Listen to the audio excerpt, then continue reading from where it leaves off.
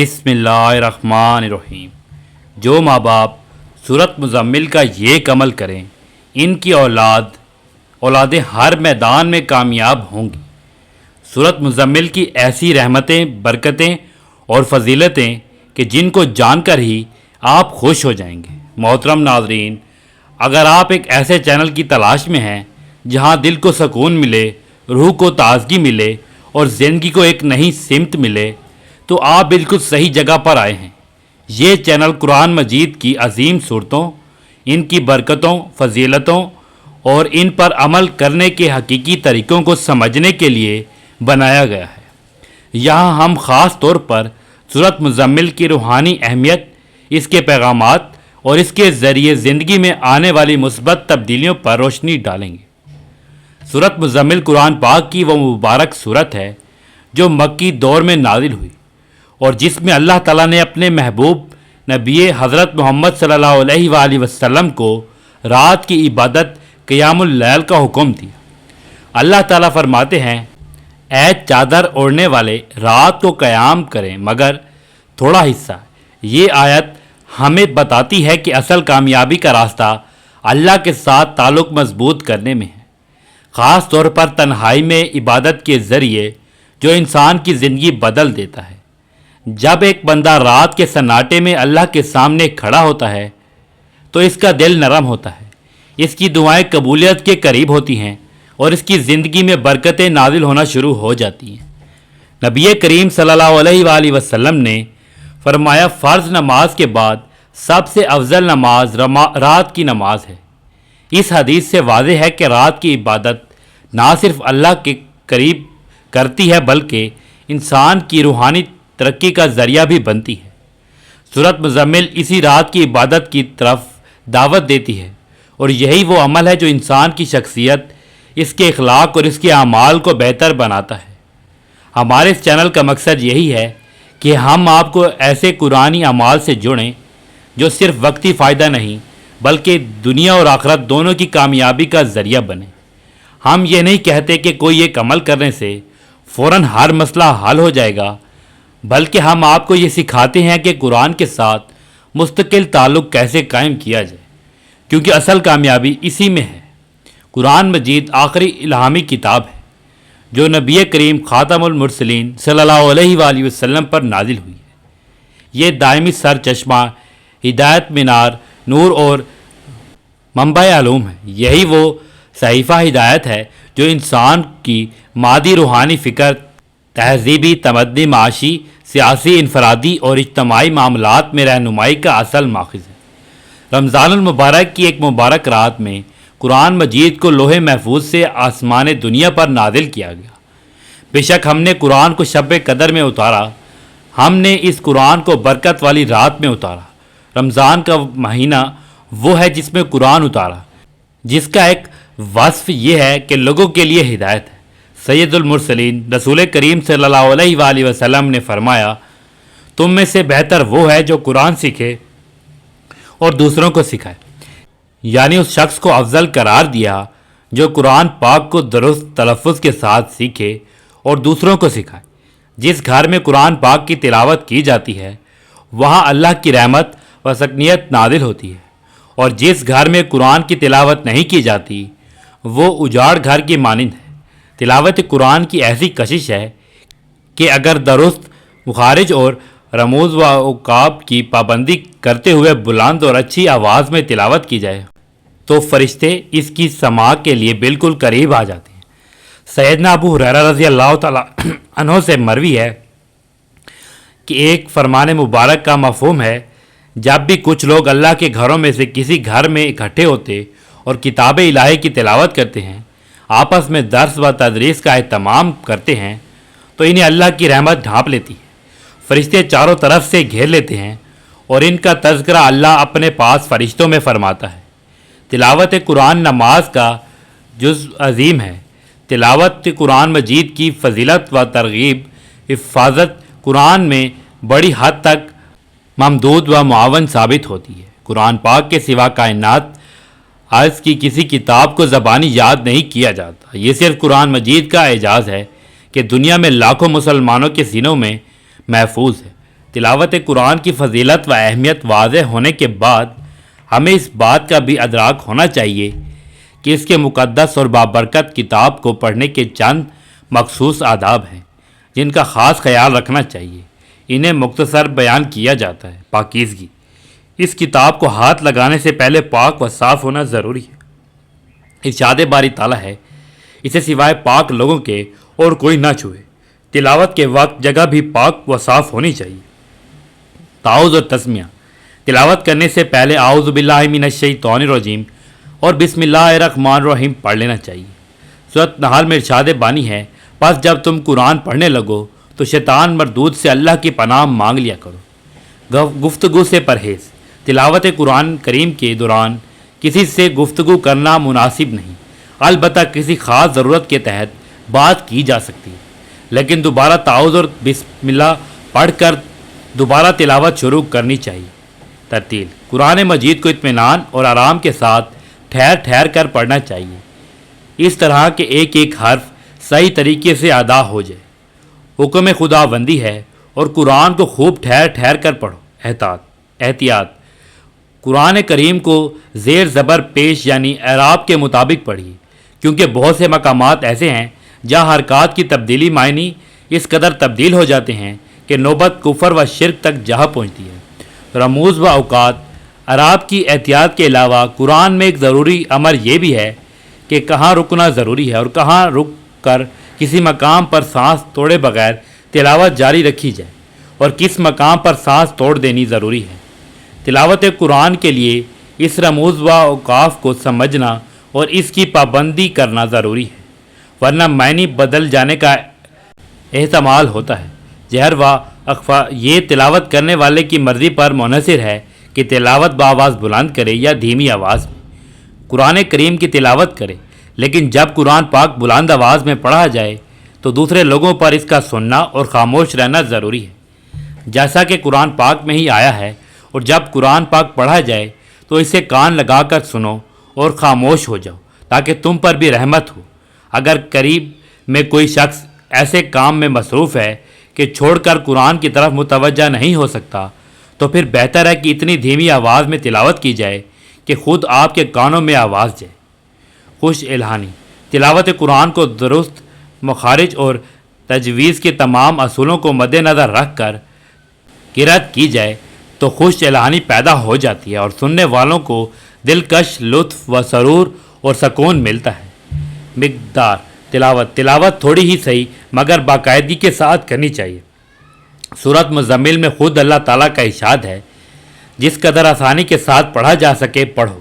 غور و فکر اور تدبیر، ان ظاہری اور آداب کے علاوہ قرآن مجید کا حقیقی فائدہ اسی وقت ہو سکتا ہے جب اس کے معنی و مطالب پر غور کیا جائے، بصیرت حاصل کی جائے۔ اور قرآن علم و دانش کی کتاب ہے، اس کا موضوع انسان ہے۔ متعدد مقامات پر قرآن پاک میں اللہ تعالیٰ نے خود غور و غوث اور تدبیر کی دعوت دی ہے۔ ہم میں سے ہر مسلمان کے اندر وہ صلاحیتیں نہیں ہوتی کہ وہ قرآن میں غور و غوث کرے، معنی و مطالب کو سمجھے، بلکہ ہمیں کسی ماہر قرآن کی خدمات حاصل کرنی پڑیں گی۔ حضور صلی اللہ علیہ وآلہ وسلم نے ماہرین قرآن کی فضیلت بیان فرمائی ہے۔ قرآن مجید میں مہارت رکھنے والے صاحب عزت نیک لکھنے والوں کے ساتھ ہے۔ ضرورت اس امر کی ہے کہ ہم دنیا و آخرت میں کامیاب ہونے کے لیے اپنی زندگی کو قرآنی تعلیمات کے سانچے میں ڈھالنے کی کوشش کریں اور دوسروں کو بھی قرآن کا پیغام پہنچانے اور عمل کرنے کی ترغیب دیں، اور اللہ تعالی ہم سب کو اس کوشش میں کامیابی دے، آمین۔ لفظ تربیت ایک وسیع مفہوم رکھنے والا لفظ ہے۔ اس لفظ کے تحت افراد کی تربیت، خاندان کی تربیت، معاشرہ اور سوسائٹی کی تربیت، پھر ان قسموں میں بہت سی ذیلی اقسام داخل ہیں۔ ان سب اقسام کی تربیت کا اصل مقصد و غرض عمدہ، پاکیزہ، با اخلاق اور با کردار معاشرے کا قیام ہے۔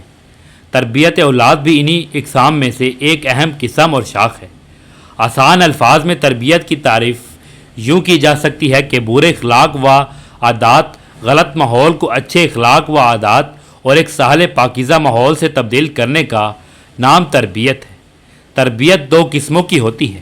نمبر ایک، ظاہری تربیت، نمبر 2، باطنی تربیت۔ ظاہری اعتبار سے تربیت میں اولاد کی ظاہری واضح قطع لباس، کھانے پینے، نشست و برخواست، میل جول اور اس کے دوست احباب اور تعلیمات و مشاغل کو نظر میں رکھنا، اس کے تعلیمی قواعد کی جانکاری اور بلوغت کے بعد ان کے ذرائع معاش وغیرہ کی نگرانی وغیرہ امور شامل ہیں۔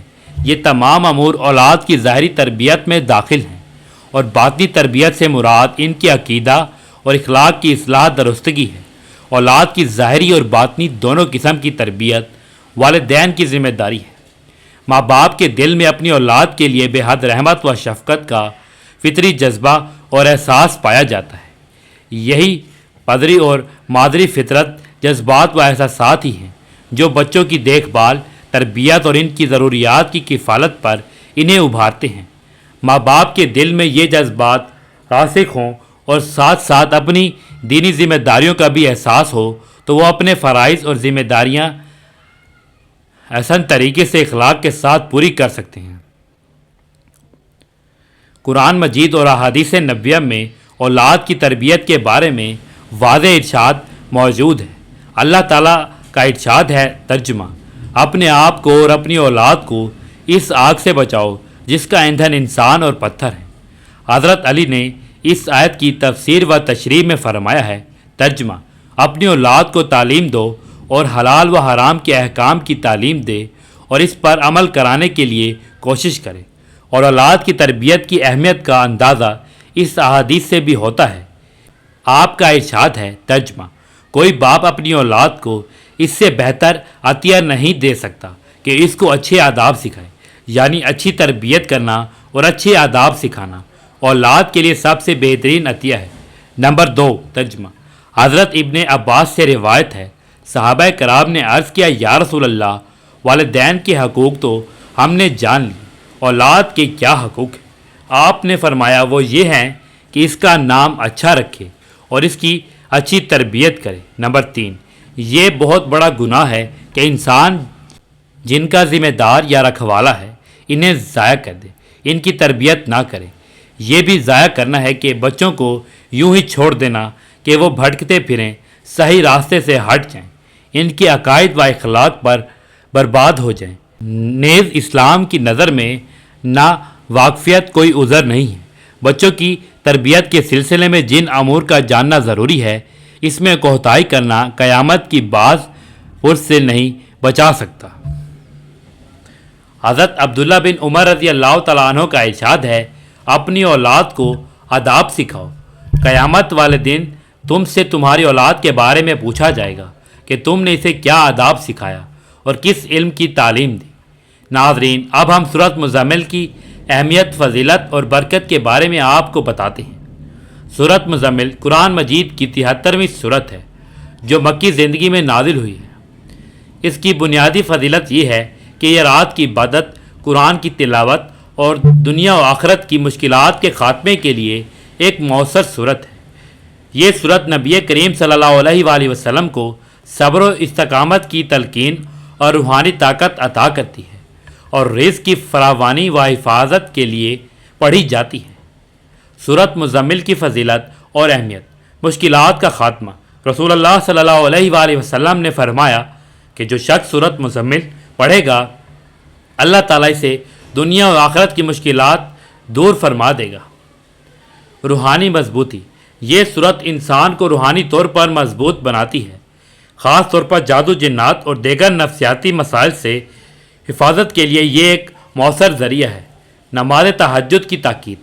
اس صورت میں نبی کریم صلی اللہ علیہ وآلہ وسلم کو رات کے وقت عبادت، تہجد اور قرآن کی ٹھہر ٹھہر کر تلاوت کرنے کا حکم دیا گیا ہے، جو روحانی ترقی کے لیے انتہائی اہم ہے۔ صبر و استقامت اور اللہ پر توکل کرنے کا سبق دیا گیا ہے۔ رزق اور کاروبار میں برکت۔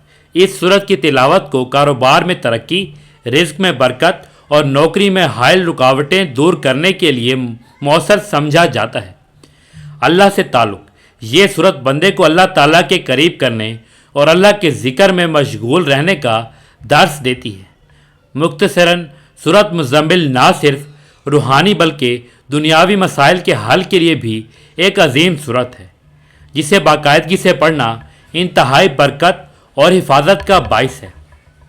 حضور نبی کریم صلی اللہ علیہ وآلہ وسلم کا ارشاد گرامی ہے کہ جو کوئی اس سورت کو مصیبت کی حالت میں پڑھے گا، اللہ جل شانہ اس کی مصیبت کو دور فرما دے گا۔ جو کوئی سورت مزمل مبارکہ کو پڑھے گا، اللہ تعالیٰ اسے دنیا و آخرت میں خوش رکھے گا، اس کا افلاس دور ہوگا، اور جس مشکل کے لیے پڑھی جائے گی وہ مشکل آسان ہوگی۔ جو کوئی سورت کو 7 مرتبہ روزانہ پڑھے گا، اس کے رزق میں اللہ تعالیٰ کو شادگی فرما دیں گے۔ اگر کوئی مسئلہ نہ حل ہو رہا ہو تو 40 روز بلا ناغہ خلوت میں 40 مرتبہ پڑھیں۔ ایک روایت کے مطابق جو کوئی 1 سال تک بعد نماز فجر روزانہ 11 مرتبہ پڑھا کرے، اس کے رزق میں برکت ہوگی اور کبھی غربت و محتاجی نہ ہوگی۔ روزانہ پڑھنے والے کی اللہ تعالیٰ دینی اور دنیاوی مشکلات، آنے والے حادثات و خطرات کو دور کر دیں گے۔ اگر سورت مزمل کو پڑھ کر حاکم کے سامنے پیش ہوں تو حاکم مہربان ہوگا۔ ہر روز بعد نماز عشاء 11 مرتبہ سورت مزمل باقاعدگی سے پڑھنا فراغت دینی و دنیاوی کے لیے مجرب ہے۔ سورت مزمل بائے فراغی رزق و کشائش کا ایک طریقہ بعض مشائخ سے اس طرح بھی مروی ہے کہ عشاء کے بعد 2 رکعتوں میں 41 مرتبہ پڑھیں۔ اس طرح کے رکعت اول میں بعد ازاں فاتحہ 21 بار اور رکعت 2 میں بعد ازاں فاتحہ 20 بار سورت مزمل پڑھیں۔ اگر روزانہ باوضو 11 مرتبہ سورت مزمل پڑھ کر بیمار پر دم کرتے ہیں تو انشاءاللہ بیمار کو شفا حاصل ہوتی ہے۔ اگر میاں بیوی میں باہم اختلافات ہوں تو سورت مزمل 21 بار پڑھ کر کسی چیز پر دم کر کے کھلا دیں، انشاءاللہ دونوں میں باہم الفت پیدا ہو جائے گی۔ ایک طریقہ سورت مزمل کے پڑھنے کا یہ بھی ہے کہ بعد نماز فجر 6 بار، بعد نماز ظہر 7 بار، بعد نماز عصر 8 بار، بعد نماز مغرب 9 بار، بعد نماز عشاء 11 بار سورت مزمل پڑھیں، انشاءاللہ ہر مشکل آسان ہوگی۔ اگر اول و آخر درود شریف 3 بار اور درمیان میں 41 بار روزانہ سورت مزمل پڑھا کریں تو اللہ تعالیٰ دولت سے مالا مال فرما دیں گے اور مصیبت سے امن میں رہے گا۔ ایک بزرگ نے لکھا ہے کہ 41 دن تک 41 بار، پھر 41 دن تک 21 بار اور پھر زندگی بھر کے لیے 11 مرتبہ کا معمول بنا لیں۔ آغاز 9 چندے جمعرات سے کریں۔ قناعت تو نگری سے اور کشاش رزق کے لیے نہایت مجرب ہے۔ اب ہم چلتے ہیں اپنے وظیفے کی طرف۔ سورت مزمل کا عمل بہت ہی مجرب اور بہت ہی زیادہ آزمودہ عمل ہے۔ جو لوگ بہت پریشان ہیں اور جن کی دعائیں قبول نہیں ہو رہی، جن کے مقصد پورے نہیں ہو رہے، یہ عمل آپ ضرور کر کے دیکھیے، اور مقصد کا جائز ہونا بہت ضروری ہے۔ اگر آپ کا مقصد جائز نہیں ہوگا تو وہ مقصد پورا نہیں ہوگا، چاہے آپ کتنی بھی کوشش کر لیں۔ تو اس لیے آپ کو بار بار کہہ رہا ہوں کہ مقصد کا جائز ہونا ضروری ہے، اور ایسا مقصد جس سے کسی کو نقصان پہنچے تو وہ مقصد پورا نہیں ہوگا۔ اور سورت المزمل ہمارے نبی پاک صلی اللہ علیہ وآلہ وسلم کی بہت مجرب سورت ہے۔ اب چلتے ہیں ہم اپنے وظیفے کی طرف کہ کیسے یہ عمل کرنا ہے۔ یہ عمل آپ نے صرف نماز فجر کے بعد ہی کرنا ہے۔ اس عمل کے لیے 5 وقت کی نماز بھی ضروری ہے۔ فجر کی نماز ادا کرنے کے بعد آپ نے سب سے پہلے 3 مرتبہ حضور پاک صلی اللہ علیہ وآلہ وسلم کی ذات اقدس پر درود پاک کا نذرانہ پیش کرنا ہے۔ درود پاک آپ کوئی سا بھی پڑھ سکتے ہیں۔ ایک بار میرے ساتھ بھی درود پاک پڑھ لیں۔ اللہم صلی علی محمد وعلی آل محمد کما صلیت علی ابراہیم وعلی آل ابراہیم انک حمید مجید۔ اللہم بارک علی محمد وعلی آل محمد کما بارکت علی ابراہیم وعلی آل ابراہیم انک حمید مجید۔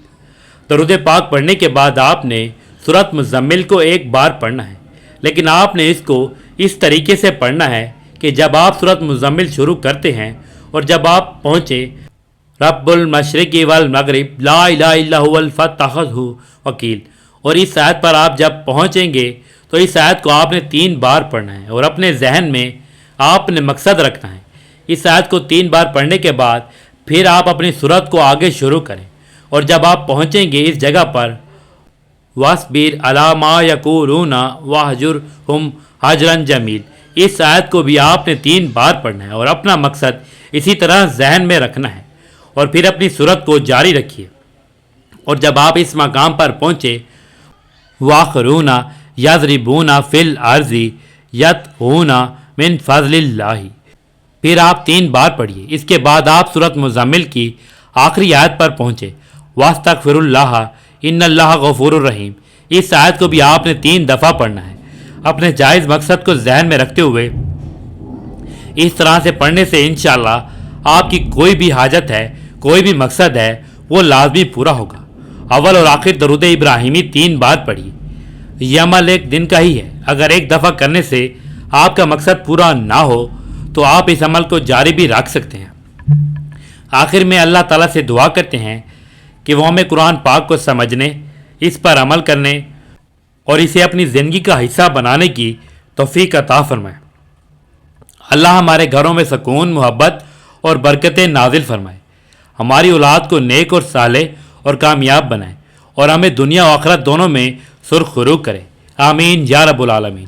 ناظرین، آخر میں گزارش ہے کہ اپنے رزق میں برکت، وسعت اور کشادگی کے لیے اللہ تعالیٰ کے 99 ناموں میں سے کوئی ایک نام لکھ کر کمنٹ میں ضرور شیئر کریں۔